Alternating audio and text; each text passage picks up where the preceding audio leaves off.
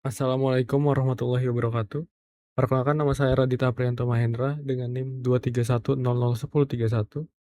Pada video ini saya akan menjelaskan hasil praktik dasar Python untuk tugas mata kuliah Machine Learning yang meliputi proses menjalankan kode dan penjelasan singkat.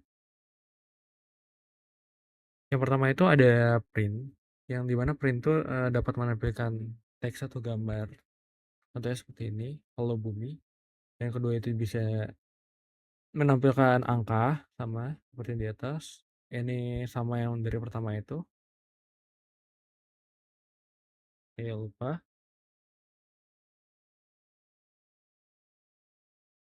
Kalau yang print nilai plus string 10 yang digunakan untuk menampilkan teks nilai 10 pada layar. Untuk print nilai di per 100 untuk menampilkan nilai 100. Yang di bawah ada kode print nilai persen %d adalah integer persen 35, yang dimana untuk menampilkan nilai pada layar berupa nilai 35 adalah integer seperti itu. Dan selanjutnya ada kode print nilai float persen 2f persen 32012. Nilai float yaitu adalah nilai float untuk menampilkan angka desimal. Bentar. Oh, selanjutnya ada kode print nilai float 2f persen 32.000, yaitu untuk menampilkan angka desimal dengan dua angka di belakang koma, yaitu 32, 32,01 seperti itu. Selanjutnya ada print nilai float di persen 32 seperti tadi, yang digunakan untuk menampilkan angka 32 pada layar, karena persen d mengubah angka desimal menjadi bilangan bulat integer. Terus selanjutnya ada print nilai float persen s persen 32.000 sama seperti di atas, menampilkan nilai 32.000 sebagai teks menggunakan format persen %s. Selanjutnya ada kode print nilai float persen %f digunakan untuk menampilkan angka desimal 32.000. Contohnya pada menggunakan format ini persen %f. Selanjutnya kode print nilai xs persen 100.005 ditambah plus 100.003 yang digunakan untuk menampilkan hasil penjumlahan dari 100.005 sama 10.003 ya, berupa 110.053. Selanjutnya ada kode print nilai %f 4f persen 100.05001, yaitu menampilkan hasil penjumlahan nilai ini dengan nilai ini, yaitu hasilnya seperti ini. Selanjutnya ada print tuple. Kode print nilai 2 tambah 3 adalah bilangan ganjil. 2,3 adalah bilangan ganjil, merupakan print tuple. Menampilkan beberapa nilai sekaligus yang dipisahkan dengan koma, seperti ini. Sehingga output dapat ditampilkan menjadi nilai 5 adalah bilangan ganjil. Oke, selanjutnya ada kode print hello 13.45 ini, 123 teks yang menampilkan beberapa nilai sekaligus yang dipisahkan dengan koma sehingga menghasilkan kode hello 13.5. Itu sama seperti print yang di atas. Selanjutnya ada kode print 12 12,10,0,5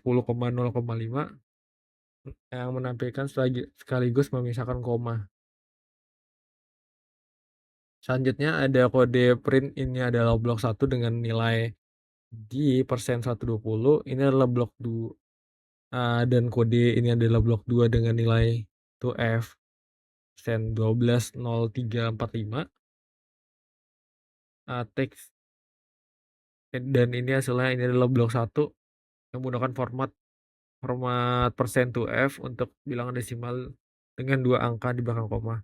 Selanjutnya itu ada komentar.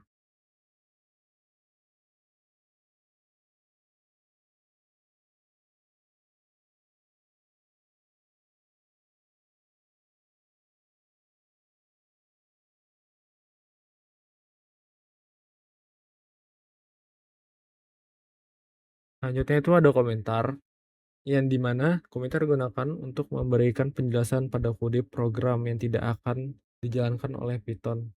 Pada contohnya seperti ini nih. Ini adalah print, merupakan contoh single comment. Ini adalah comment 2. Setelah seperti itu. Dan selanjutnya ada help atau dokumentasi. Yang pertama itu ada import math, digunakan untuk memanggil atau mengimpor modul math agar program dapat menggunakan fungsi-fungsi matematika yang ada di dalamnya. Dan selanjutnya ada dir math. Kode dir math ini digunakan untuk melihat daftar fungsi, konstan, dan atribut yang tersedia di dalam modul math. Oke, ini adalah kodenya. Selanjutnya ada help math. Help math berfungsi untuk menampilkan dokumentasi atau penjelasan lengkap tentang modul math. Selanjutnya ada help math. Wait. Selanjutnya ada help math log.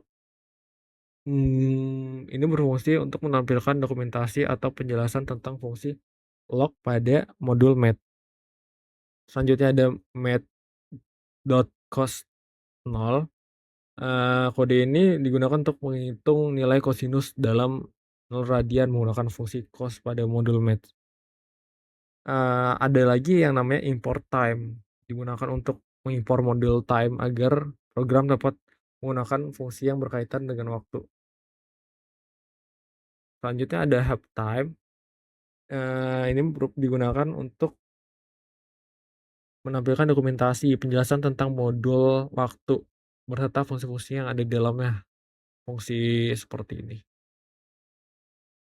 Selanjutnya ada time sheet time, digunakan untuk menampilkan waktu, tanggal, saat dalam bentuk teks yang mudah dibaca. Contohnya seperti ini, Wednesday September 16, ini jamnya jam 20, jam 8 baru 20. Selanjutnya itu ada variabel. Kode variabel 12 sama dengan 0 merupakan deklarasi variabel, yaitu menyimpan nilai 0 ke dalam variabel bernama var12. Selanjutnya ada value hello world yang digunakan untuk mendeklarasi variabel yang untuk menyimpan teks ke dalam variabel bervalue. Selanjutnya ada value test, berfungsi untuk menyimpan teks variabel bersama value. Terus ada value 10 untuk menyimpan nilai 10 ke dalam variabel bernama min value, underscore value. Selanjutnya ada underscore value underscore, merupakan kode untuk menyimpan nilai 10 ke dalam variabel bernama value. Nih, variabel bernama value. Selanjutnya kode value sama dengan 100 untuk menyimpan nilai 100 ke dalam variabel bernama value underscore a titik. Ini. Selanjutnya ada value a untuk menyimpan 100, nilai 100 ke dalam variabel bernama value a. Selanjutnya kode umur sama dengan false ini untuk menyimpan nilai boolean false ke dalam variabel umur. Oke, lanjut. Tipe umur untuk mengetahui tipe data umur. Contohnya tuh tipe datanya string. Selanjutnya ada umur sama dengan 20 high. Nah, untuk menyimpan daftar list berisi berbagai tipe data ke dalam variabel, yang di mana 20 ini integer, high ini string, dan 3.14-nya float.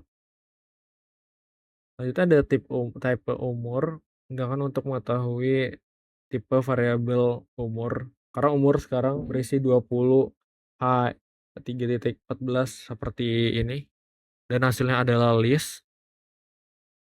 Oke, selanjutnya umur set 20 high 3.14, yaitu sekumpulan set elemen unik untuk variabel umur.